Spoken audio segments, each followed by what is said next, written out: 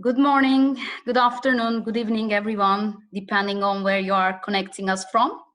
Welcome and thank you to those joining us live and to those who will be watching the recording afterwards. Please let us know by typing into the chat box below from which country you are joining us from and which area are you practicing as a pharmacist, whether you're a pharmacy student or if you're a friend of a pharmacist. I would also like to warmly welcome our speakers, our moderator, whom I will hand over to shortly. My name is Neha Muslim. I'm a pharmacist trained in Turkey. I've been working at FIP as the lead for education policy and implementation. I'm leading the FIPWISE Women in Science and Education initiative. EquityRx is FIP's leading campaign for championing women in pharmacy and pharmaceutical sciences, which addresses equity, equality, and diversity in pharmacy and in global health. EquityRx currently focuses on three streams. One is promoting equity in the pharmacy workforce. The second is empowering women as informal caregivers. And the third, FIPWISE initiative for championing women in science and education. On February 11 this year, the International Day of Women and Girls in Science, we have launched the FIPWISE initiative to empower women in these areas to achieve their full potential and to attract students and young women into the fields of science and education. We have conducted a successful social media advocacy campaign at our launch with powerful messages and images to unite women in science and education. We raised awareness, we got tremendous support, and we have been sharing stories through FIPWISE World video series from inspiring women in science and education. Today, FIPWISE is pleased to be delivering the 16th episode of Responding to the Pandemic Together series of FIP. Given that COVID-19 pandemic affects men and women different ways, measures must take gender into account. Today, we will focus on discussions with a gender lens on the challenges of women in pharmacy face, emphasize the critical role of women in resolving the crisis, and the roles for pharmacists to empower women in the communities to support pharmacies respond to combating to the pandemic. After this webinar, you'll take on practical approaches, recommendations for adding a gender lens to COVID-19 measures in resolving the crisis. Before we start to the discussion, some final logistics to share from my side. Please feel free to send your questions through the Q&A box, which you find down below. Please let us know which speaker should answer your question as well, or if it's a general question to all the panelists, we'll be picking those up throughout today's session. Please note that this event is live streamed on FIP's Facebook profile now. It is recorded, and the recording will publicly made available on www.fip.org/coronavirus, an information hub that includes all of our COVID-19 resources. This is also an opportunity for me to invite you to join our Facebook group, COVID-19 and Pharmacy, where you can join a global network to discuss and share your experiences in solidarity with pharmacists around the world. That's all from me. Now I'm pleased to hand over to our moderator for today's webcast, the FIPWISE Chair, Claire Thompson. Over to you, Claire. Thank you very much, Nilhan. It's an absolute pleasure to chair this great session today. As Nilhan said, my name is Claire Thompson. I'm a pharmaceutical scientist by training. I've been in the pharmaceutical industry for scarily about 20 years now, from large pharma down to small biotech. I'm currently Chief Exec of Agility Health Tech. We're a consulting and communications company, and we work with tiny companies up to multinationals to help turn their ideas into products, get those products into the clinic, onto the market, help them to raise money, and help them to tell their story, because as scientists, we're not terribly good at talking about the great impact that we have. Thank you very much. We're up to 105 participants, which is phenomenal. So thank you very much for joining us and the community today. I am going to hand over to the panelists in a moment to introduce themselves. And then what I'm going to do is I'm going to ask the panel some questions, and then I'm going to pause to take questions from the audience, and then hopefully wrap up succinctly at the end. So let's start with Mariam. Would you mind introducing yourselves? Hello, everyone. My name is Mariam Boachi Jesse from Ghana. I'm a pharmacist, and I'm a senior lecturer at the Kwame Nkrumah University of Science and Technology here in Ghana.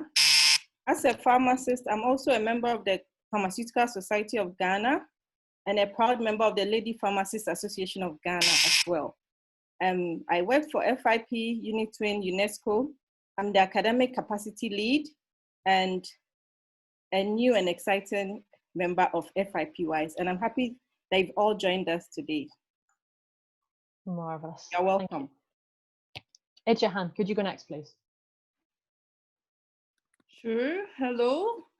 It's very nice to be here with you today. And different from other participants, I'm a sociologist, not a pharmacist, and I have PhD in political science.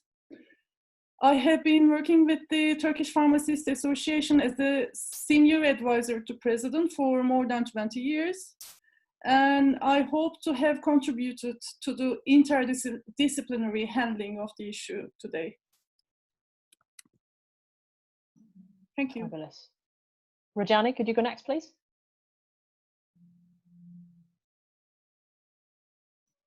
Rajani, you're on mute.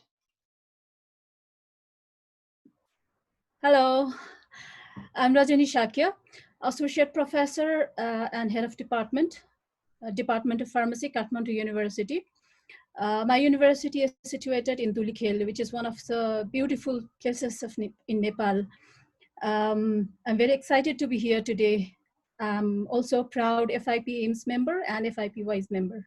Thank you. Thank you. Anyango. Hi everyone, it's really nice to be here. I'm probably one of the youngest panelists here. My name is Anyango Esther. I am a recent pharmacy graduate from the University of Nairobi in Kenya. Currently, I'm an intern. I'm a clinical pharmacist intern here in Kenya, and I'm really it's a pleasure to be here. I'm also an intern in FIP and a proud member of the FIPWISE initiative. So thank you so much for this opportunity. Thank you all.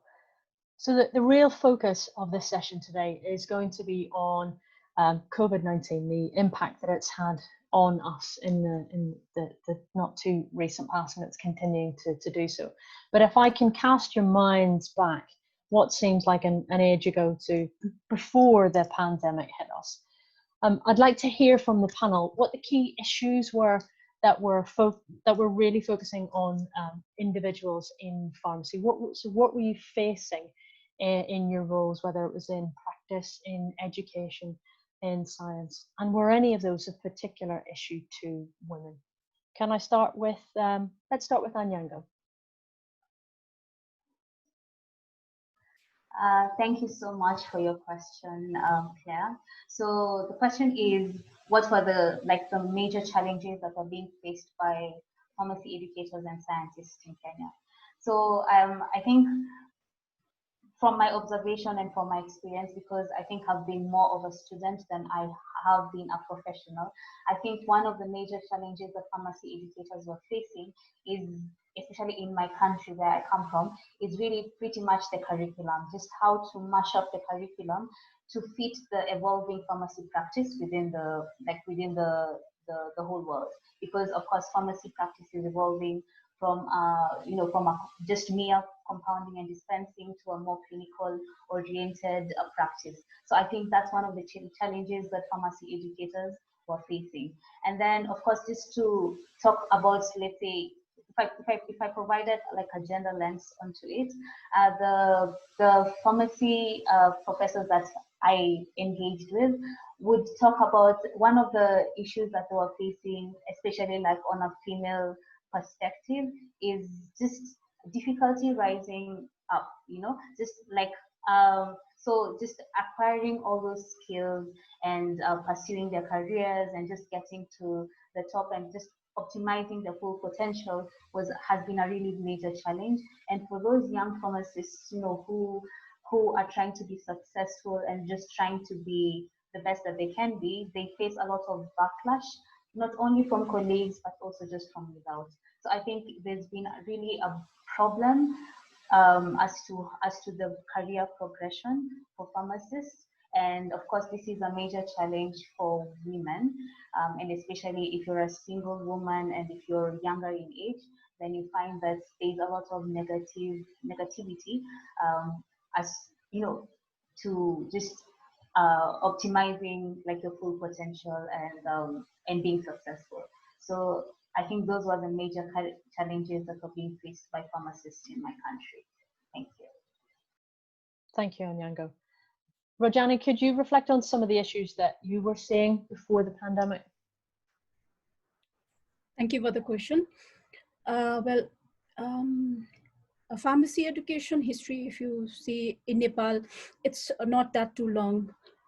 Pharmacists in my country, not only over here, but in other developing countries as well, we are still in search of identity. And our role as a healthcare professional is not well recognized, either by the community or other healthcare professionals. We are still struggling to get into the patient care area. Industrial pharmacy sector is doing quite well over here. A majority of our graduates enter into the pharma company. But we can see only a handful of qualified pharmacists being engaged in pharmacy practice. Major problem we are facing is in academia is linked with this shortcoming. Due to insufficient incorporation of pharmacists in healthcare, practice site for students is also very less. We do lack preceptors for mentoring, but situation is improving and we are quite hopeful in this. And if you ask for issues specifically for women before pandemic, I would like to say we face difficulty in balancing work and family life. Women's primary responsibility is considered to be child and home care. Even in modern families, you will see gender disparity to some extent. There is a deep-rooted patriarchy in the society. You will still find lack of support system for women. And this conflict with career demands, and this lead to women delaying their upgradation in higher executive positions. And there is increasing number of working women nowadays. Lots of women are working, especially in urban area. But this advancement of women, advancement of women in higher authority position or decision-making position has not been, it is not keeping pace with the corresponding increase in number of working women.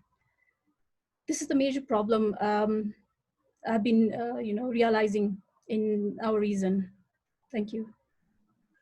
Very interesting. Mariam, have you got anything to add on that? Yes, thank you, Claire. So in Ghana, we have similar issues to what she just mentioned. And key among these, we have now we have increasing numbers of students in pharmacy schools. And this has led to a lot of issues with managing larger classes. In some cases, a single class has been divided into two, so that the lecturer will take one half of the class in the morning and another half of the same class in the afternoon. Now, for women, this is also a challenge because it means that your workday is prolonged. Again, when it comes to research, I mean, from developing country point of view, you realize that access to research funding, especially for women, is a little challenging. Of course, there are some funds that target women directly, but then it's still not easy to access, especially if you are in a developing country. And in terms of academic capacity, I also share what she just mentioned. There are a lot of opportunities available for lady pharmacists to take up PhDs and fellowships so that they can join their workforce in academia. But we also know that to take up some of these positions, you have to leave your family, your children, and women are mostly the primary caregivers. So you leave your family, your children, to go and live somewhere for sometimes a year or 4 years, depending on what it is. So although these opportunities abound for women, it's difficult because of our role as primary caregivers. So that is what I would say for now, are some of the challenges that we face in academia. Thank you. Excellent, thank you. So we're now going to pivot into COVID-19 and what impact it has had on you, your colleagues, your patients, your community. But before that, actually, I would like to hear from Ejahan on what are the implications of COVID-19 on gender inequities? What are you seeing so far?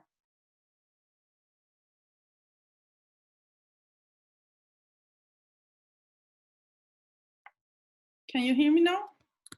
Okay. I think it should be the first thing to say, and I believe it's almost universal as women, whether being pharmacist or not, whether rich or poor, young or old, married or single, we are all affected by this pandemic in terms of domestic labor heavily. And in addition, in countries like ours, like Turkey, where patriarchal culture is more dominant, men do not spend much time on household chores. According to survey carried out before the pandemic, women spend 314 minutes a day on household chores and childcare, while men spend only 51 minutes on the same.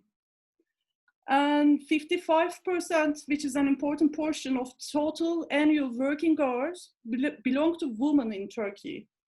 And this time has increased after the pandemic.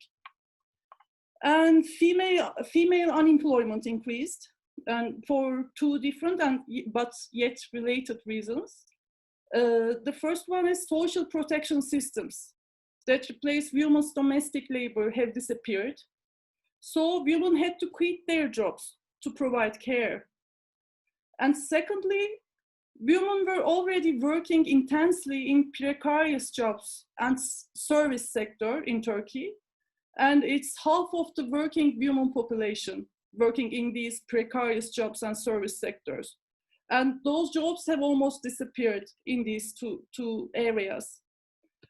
And I should add that domestic violence against women also increased sharply. To summarize, the gender inequality in the times of COVID-19 means more caregiving and more housework, more economic stress and unemployment, more gender-based violence against women and girls, and less access to support services for women. That's what I can say. It's shocking and horrifying that that is the truth, and I think that we're seeing that in many regions and countries throughout the world. Thank you for that. So if we can focus on what the barriers are that COVID-19 has put in place for you in your working practice. So how has it impacted you, your job, your community? So I mean that from the perspective of the social and economic community that's around you. Rajani, can we start with you, please?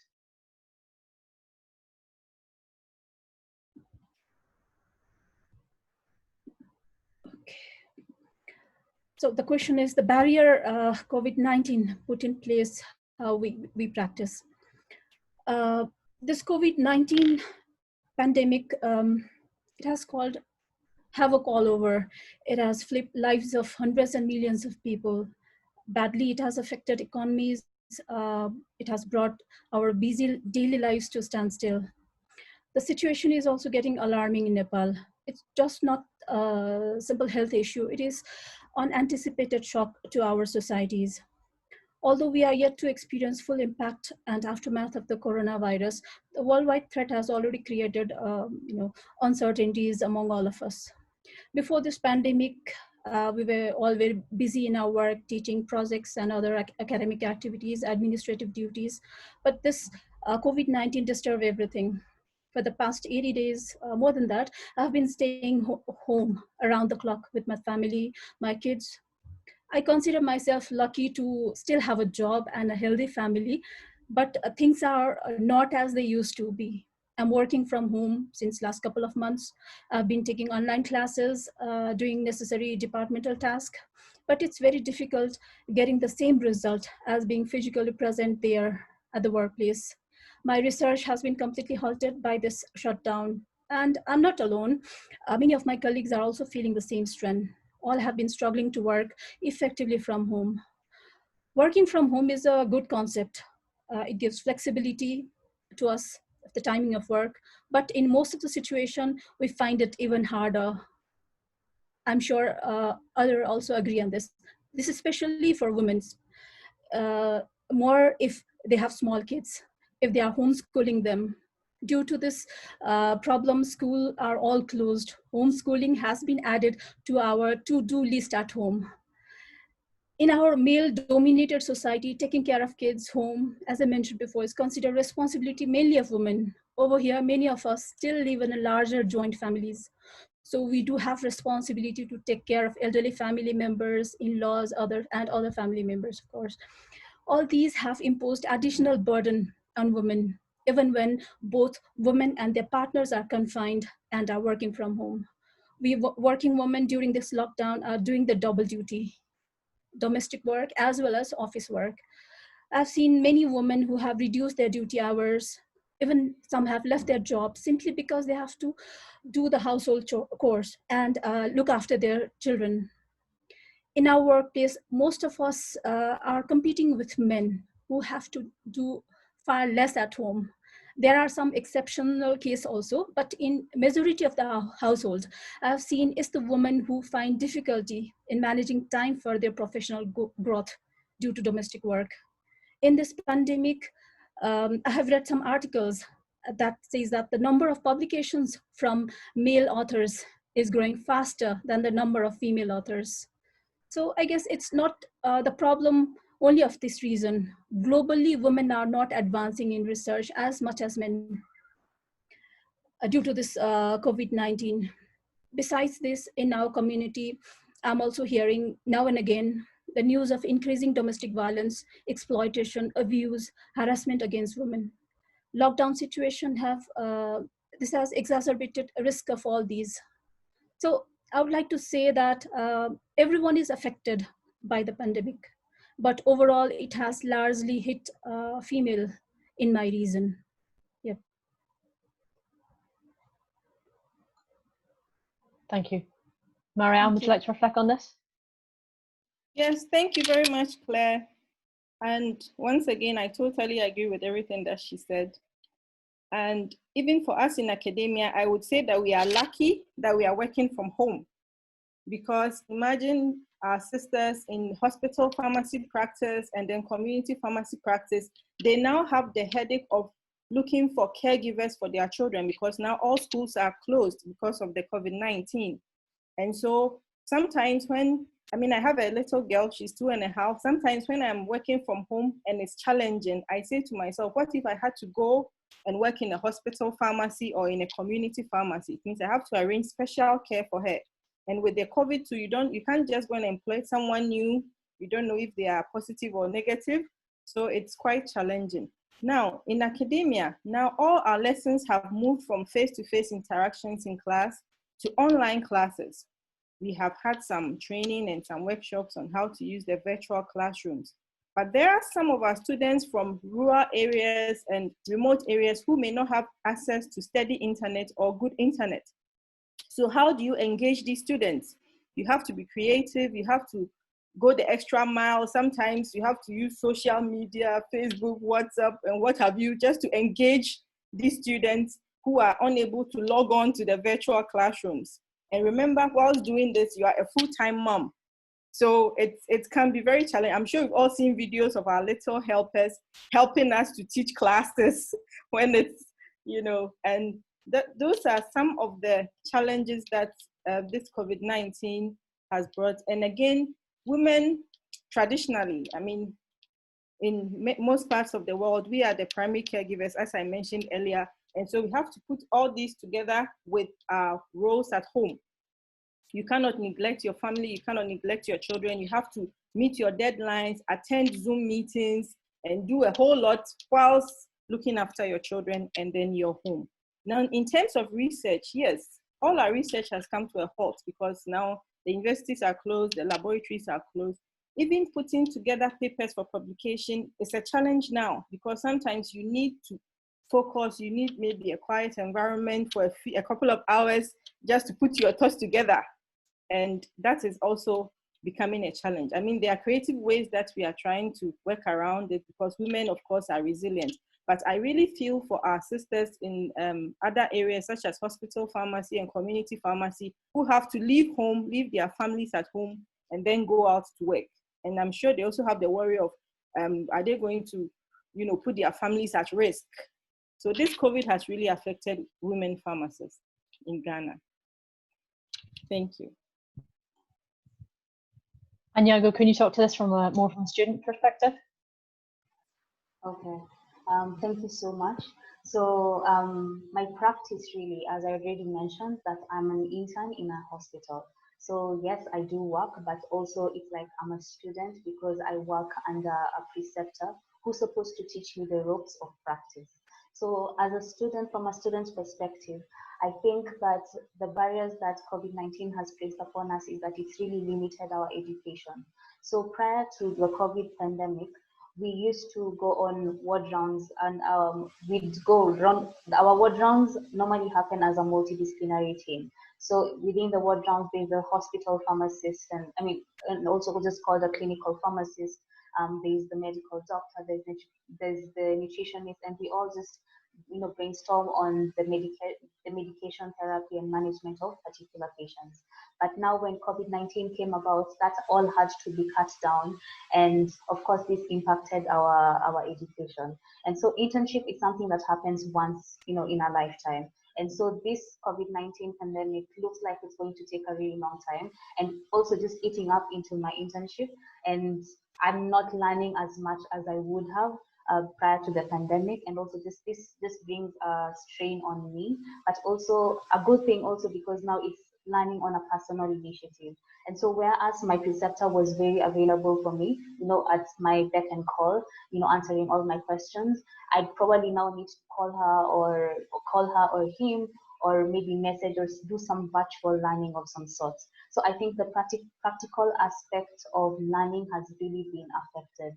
And also just talking on behalf of now my preceptors, who are mothers and who are much older than I am, coming to hospital each and every single day and just exposing yourself to the unknown was very, very stressful for them, because there's the risk of taking back the virus to the children, but you're an essential worker and you need to come to work each and every single day. And so just finding this balance and just, trying to tell yourself that and just trying to reassure yourself each and every single day as you come to work was a very challenging thing. So I think those are some of the barriers that I would point out from my perspective as being a student, and also just speaking from my preceptors who are educators and who just guide me through my internship.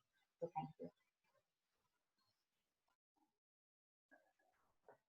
Thank you. I mean, we're having to cope with a lot. There's a lot of change. It's impacting stress levels for everyone who is exposed to the differences that COVID-19 that is having on us, and none more so, I would say, than those who are putting their lives and their health at risk on the front line. And I'd like to hear about some of the practices that you are putting in place. So what are you doing physically to overcome the barriers? So how are you coping with working from home? How are you coping with teaching or learning remotely?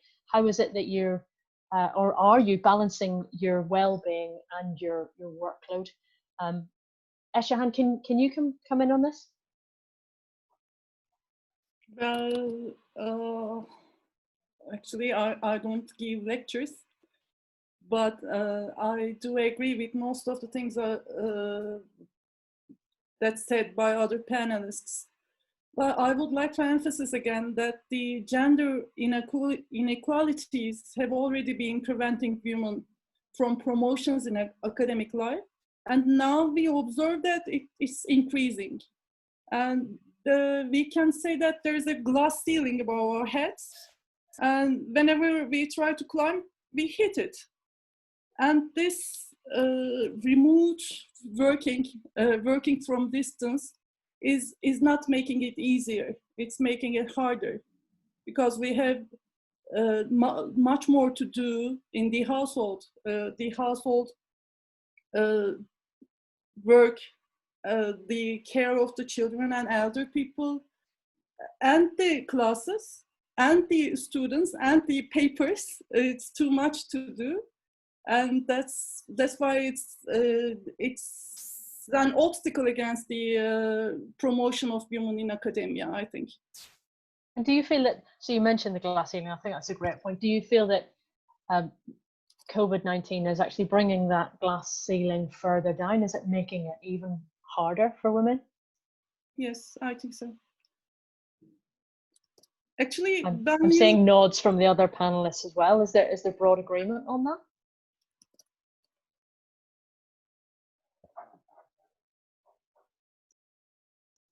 Marianne's nodding. Eshan, I'll let you finish. Yeah, yes, I totally agree with her. Yes.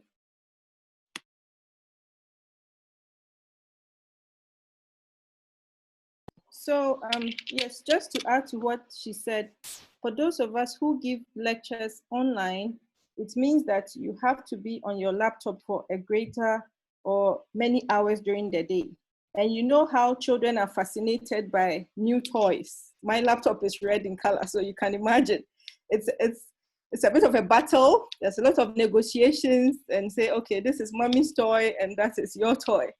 And so you have to do a lot of background negotiations, make sure there is care available so that you can have the requisite amount of hours that you need to engage your students online. Mind you, some of these students may not even be online at the time that you are having this lecture. So you have to find other times and other means of engaging them, either through text messages or WhatsApp or Facebook or whichever method is convenient for your students, because you cannot leave anyone behind anyway, which is the right thing to do.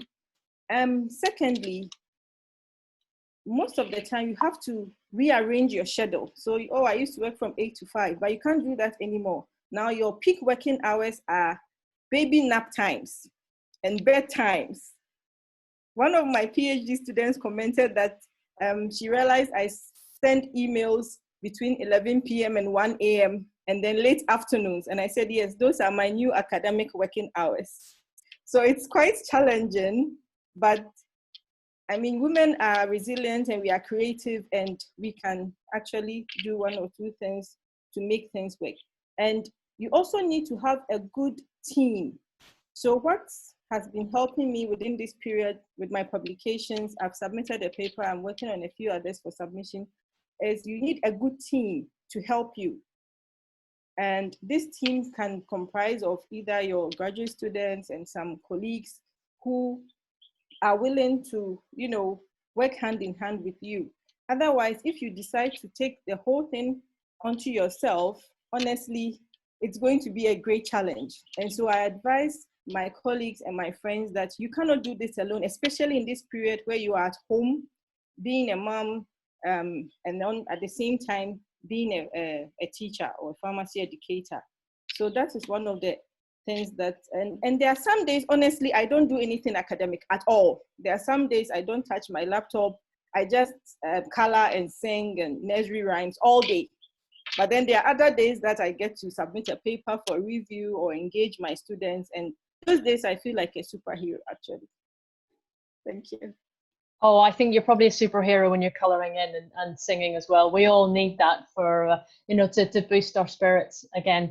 So are there any of these new working practices that you would like to continue after the pandemic when we finally get there? Now, I'm not advocating key working hours being 11 p.m.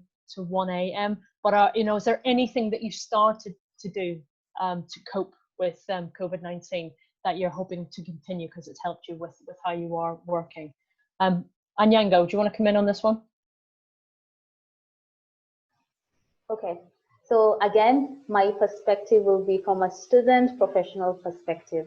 So the thing about COVID-19 that has the barriers that it brought to my learning also gave me like, it put the initiative on me, you know, so such that if I'm not getting the learning experience, the ideal learning experience from my preceptors, then that doesn't mean that I can't learn, you know. And so it's put like a heavy weight on my shoulder, such that I have to take initiative to teach myself, you know. If I come across a condition of a patient that I really don't know about, then it's all about me, you know, to go and read about that particular condition and try and teach myself. And of course, utilize the online platforms and Google and all these things. And so I think it's made me more creative and more intentional about what I do. It's made my learning very, very intentional. And so if there's something that I really want to keep going forward, is just the ability to own my learning, to own my education, so that I'm not only always depending on my preceptors, because the reality of the matter is that my preceptor may not always be there, but then that doesn't mean that learning stops. Yeah. And so I think I like the challenge, and I think I've taken the challenge positively, and I've been able to really acquire a lot of knowledge, and I'd like to keep that going forward. Thank you. That's excellent. Rajani, are there any of the working practices that you have adopted that you're going to continue with after the pandemic? Yes, thank you. During this period, during this shutdown period, I've been taking online classes. Online teaching is going on. University has not been resumed yet. It will take some time. To engage the students, we have been taking classes. And it is not an easy, as Mariam has already mentioned, it's not easy thing. Online class I found is much more difficult than the face-to-face teaching. You know, you cannot make sure that student actually is listening. Lots of my students are listening this webinar.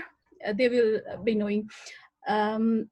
It's not an easy task. You need to, engage the students throughout. But this working from home, which I've been practicing during this time, it has made my life much flexible. The COVID-19 problem is there. It will be there for some more time, but we have to learn making balance between this professional responsibility and the family responsibility. This practice, which has advanced during this pandemic, I feel this is an easy, a good idea or good practice for women, especially for those women who find difficulty getting out of home for work due to children or due to sick parents or any other reason. It is a very good idea. You can get improved work balance, work-life balance, and take proper care of your kids, proper care of your home. And this will even decrease your other cost, childcare cost, for example. I think this shift to working from home gives women much flexibility to their work. In our place, it is this type of practice is totally new. In my university, continuing this type of practice will be difficult after this problem will be over. But wherever possible, whenever possible, if it could be practiced, I think it'll be easier for female staff. For women, it will be much easier. And I do believe that if you work sincerely, come out with results, then it doesn't matter whether you work from home or you work from office. Yeah, I believe that. Thank you. I couldn't agree more. I'm going to pause now for some questions from the audience. Nilhan, I know you've been pulling these together and grouping them. Mm-hmm. Thanks. Thank you, Claire. I was waiting for this moment to be able to properly talk because I'm deeply touched with what I've heard. It's really impressive to hear from superheroes that we have here. And also I was watching the comments. It's we are all bonded and we are all go through the same. So we received a lot of comments for support. So thanks for all of our participants. We also received a couple of comments, especially about the importance of getting child and elder care system support during this time. That would be a good practice. And one of the main questions, we received several questions about that. We answered this more or less, but there might be some room to explore. We received many questions about how do the panelists preserve their own mental health, how do they take self-care, how do they maintain their well-being of themselves, their families, because also there are some fears associated, increased stress levels associated. So what are some practical approaches that our panelist does. And especially, we also received a comment from one of our FIPWISE member, Dalal Hamoudi, also an opportunity for FIPWISE to explore building such framework of preserving academic resilience, because if the pandemic continues, we'll have to have some sort of support in our pocket. So that's a very good suggestion. We'll explore this. So the question is about mental health, well-being, and self-care, and what are some approaches from our panelists? Thank you. Any volunteers to go first?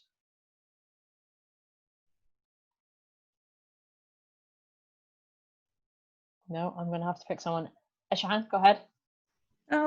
Actually, I would like to say something about the distance training. I do agree that distance training has advantages, like Rajani mentioned, that you have much more time to care the children and elder to do the housework at the same time. You have some kind of time control of your own, but it has also some disadvantages in the long term. I think we should be careful about this, because the education, the training gives a space to women and girls to contribute the public place, public space. In the distant learning forms, that if they become if they become rule, and there is a tendency to make them as rule, at least in Turkey, it means that the taking back the girl from the public space. I think the face-to-face education is very important for the liberation of girls. I think we should keep this in our minds.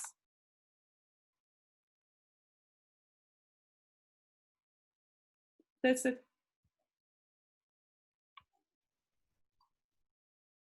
Would anyone else like to share any of their hints and tips, or how do you cope other than singing and colouring in, Mariam? How are you staying sane in these crazy times? The singing is actually quite therapeutic. I sing a lot of nursery rhymes now. It's quite therapeutic. But then again, I think we need very good support systems. Personally, I have a very supportive spouse. He's an academic as well. And I have friends and family who are also quite supportive. And sometimes you need to engage with your colleagues, have adult conversations, otherwise your routine will be the same all day, and it's probably not good for your mental health. So it's important that from time to time you have a little me time, and then even if it's just 30 minutes, just watch a program that you like or listen to music that you like, and then just engage in normal, social conversations. And to add to what was said just now, yes, pharmacy education. Pharmacy education is not just a theoretical thing. There's the practical aspects. There are laboratory sessions involved. So if we decide to stick to the virtual classes, even after the pandemic, the challenge will be the practicals. I mean, I cannot imagine having a compounding class online. I don't know how the students will participate. We may have to ship the materials to them. I don't know.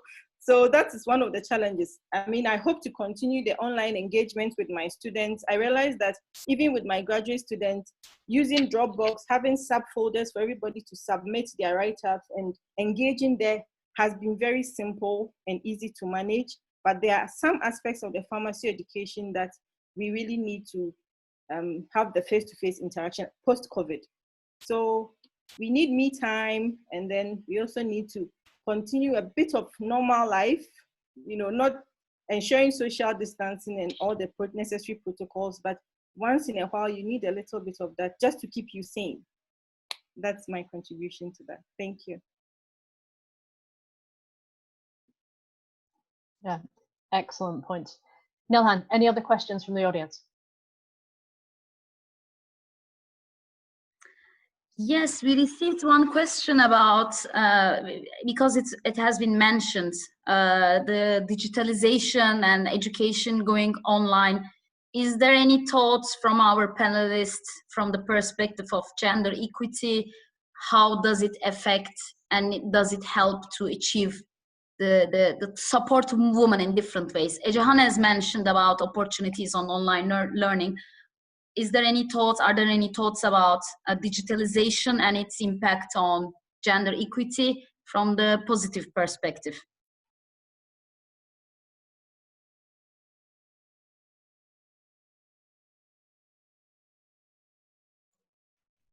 So I think this is one for our educators again. Rajani, would you like to comment on this one?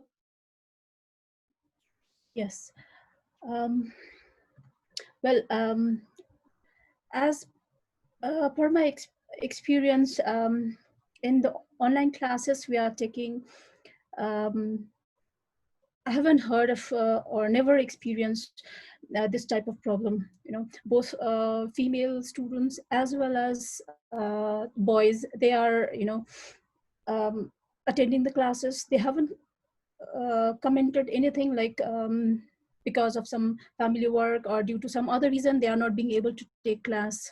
Well, in our case, it may be some you know, technical issue like internet connectivity, maybe poor, or any other reason, technical issues. But this type of, you know, in case of students, I haven't heard of. But I will definitely, it clicked right now. I will definitely inquire with the students whether they are getting the this type of problem, which is restricting them or limiting their you know,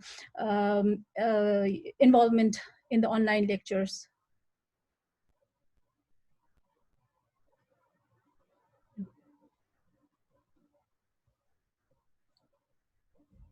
Thank you, Nilhan. I think we've got time for one more. Well, we received, first I would like to also share the support messages just to motivate our panelists. I know they are really high in energy, but we receive comments that this is really empowering. It is really comforting to know we are all in the same boat. So thanks to everyone. We are receiving really good comments. And one of the questions is about some top tips from our panelists supporting and empowering pharmacist students to become inspiring women. That was an interesting question. I guess we are going to cover this at the panel at some point, but I just wanted to share this. That was a really good question as well. Yeah, I mean, that's a great question. I echo your sentiments, Nilhan. I'm surrounded by sheroes here, and I'd like to shine a light on them and the excellent work that they are doing. But are there any hints and tips that you can share with aspiring pharmacists or aspiring pharmaceutical scientists to help them to grow, especially in these difficult times?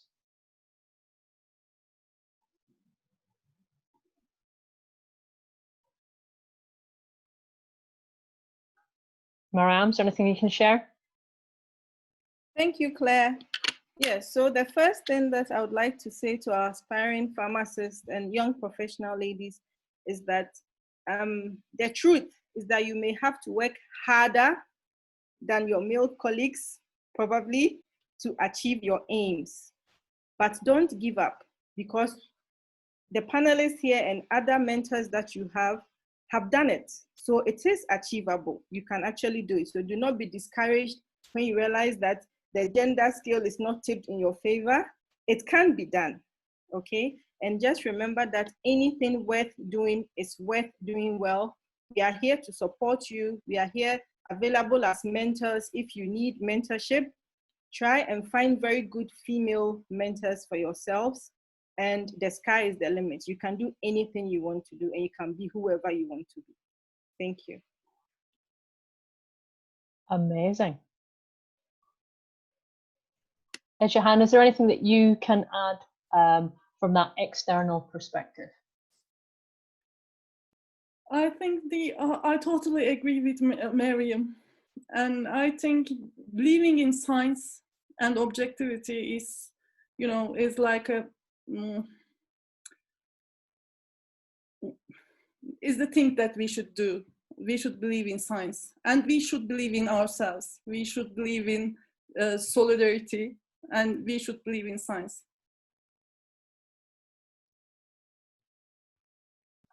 Well, as a scientist, I've got to agree with you.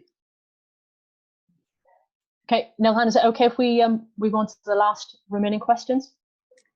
I guess generally the discussion will evolve and based on the questions that we received. So I might recommend to continue with the questions we have because we are receiving similar questions. That's Thanks. perfect. Thank you.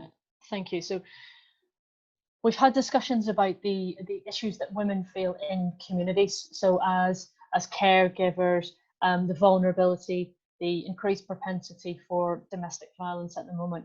What is it that pharmacists can do to support women and to empower them in those situations? Rajani, could you go first, please? Thank you.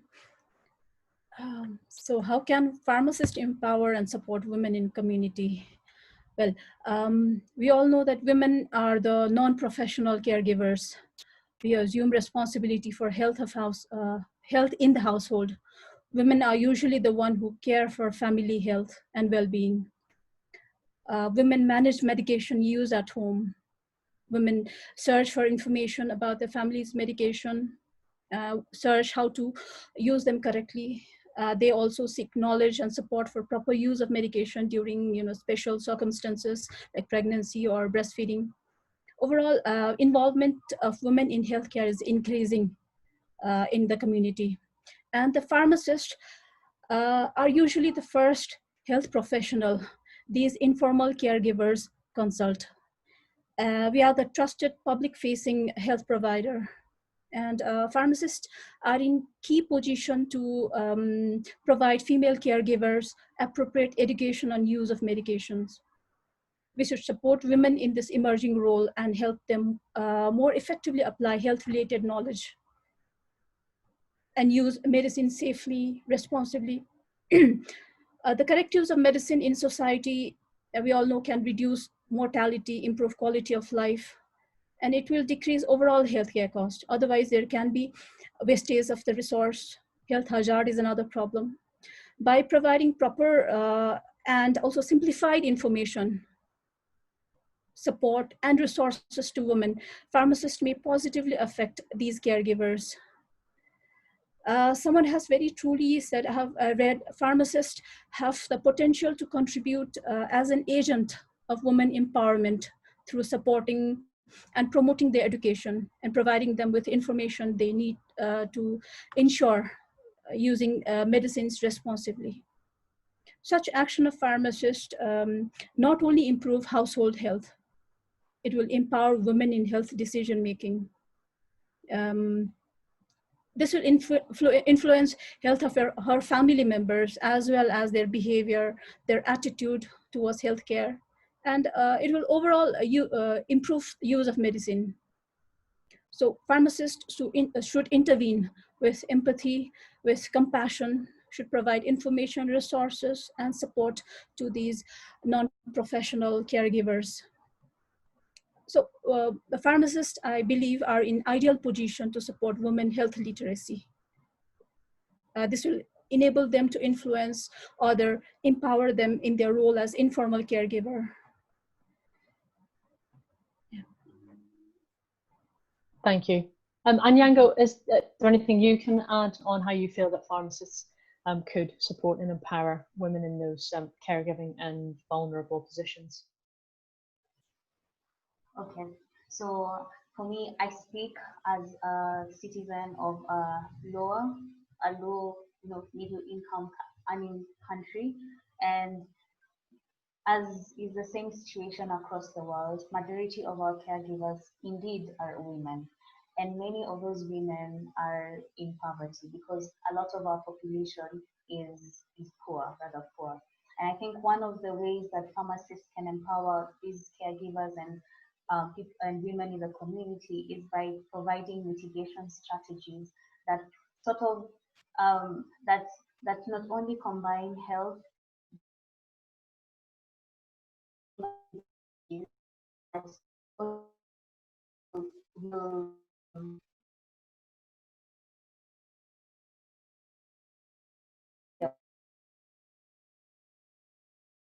I don't know if you can wanted to highlight the importance of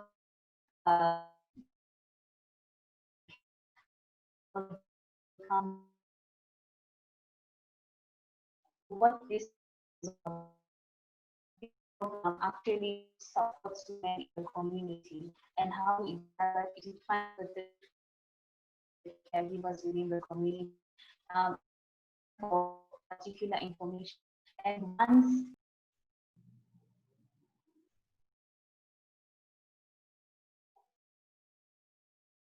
Oh no, I think we might have lost her. Oh, you're back.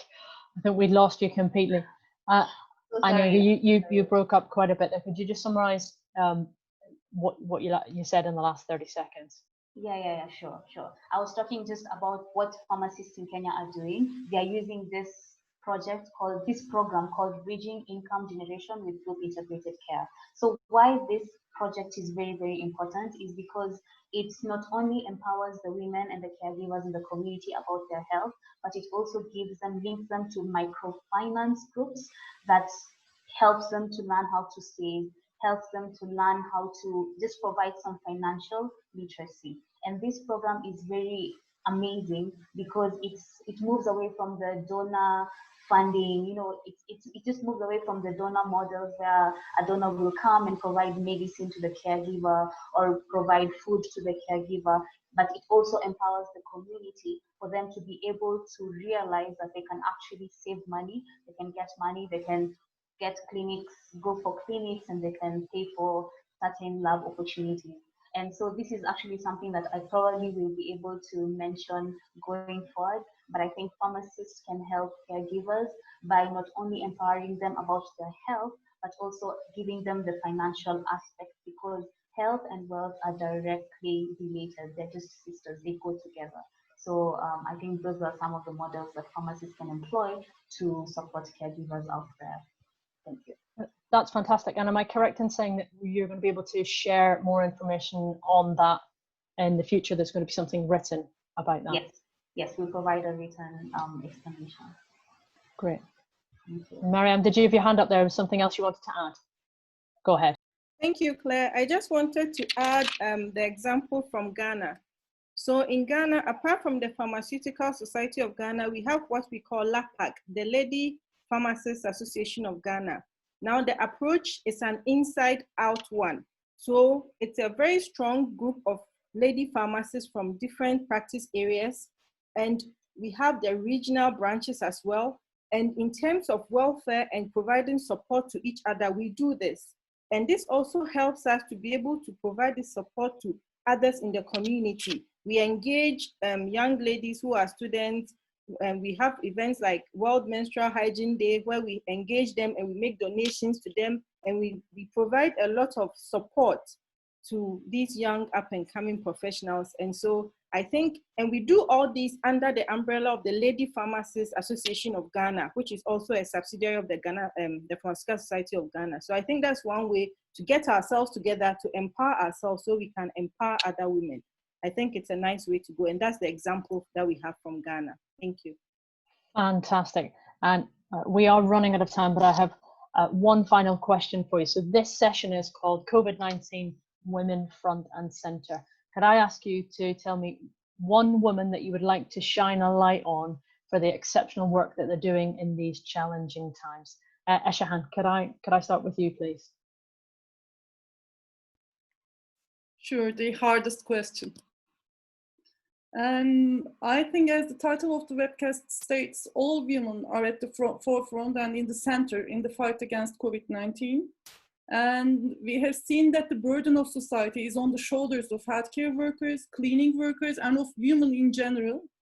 So I like to congratulate all women for their really exceptional work during these hard times.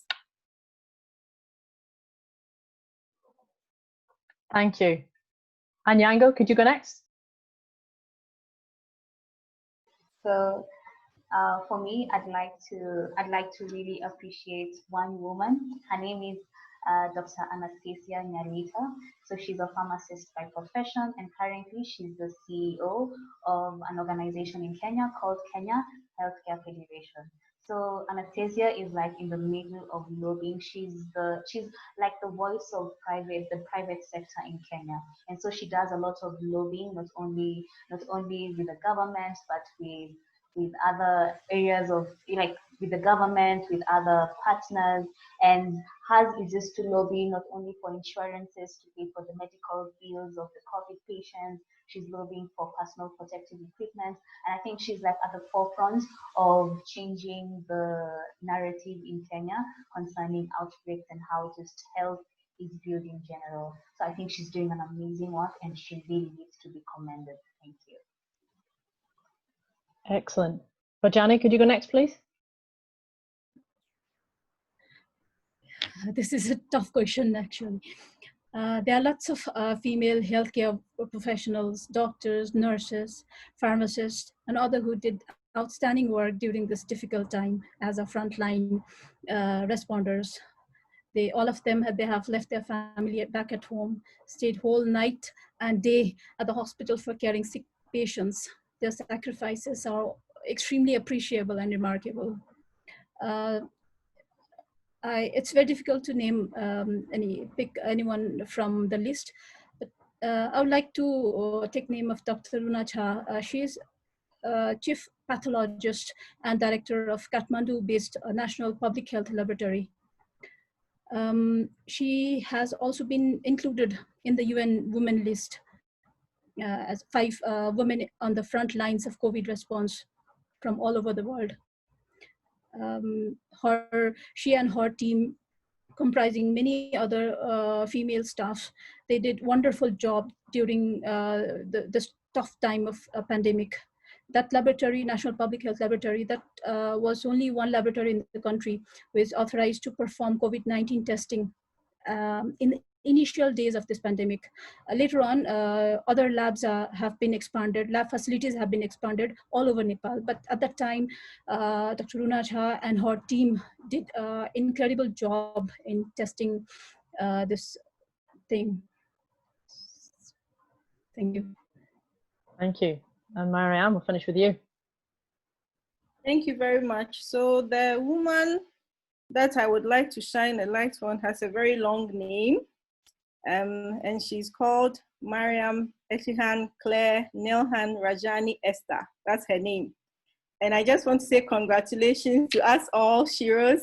We deserve the light on that. So well done to my fellow panelists, to the moderator, to the facilitator. I think that we are all Shiros, and well done. That's all I can say. So the spotlight, I'm shining it on us today. Thank you. Beautiful, beautiful. Thank you very much. Well, this has been an absolutely fascinating session. I commend you all. The coronavirus has hit us all hard, so it's made it difficult, certainly from a working perspective for us all, depending on much more so on the front line, but certainly even from a working from home perspective.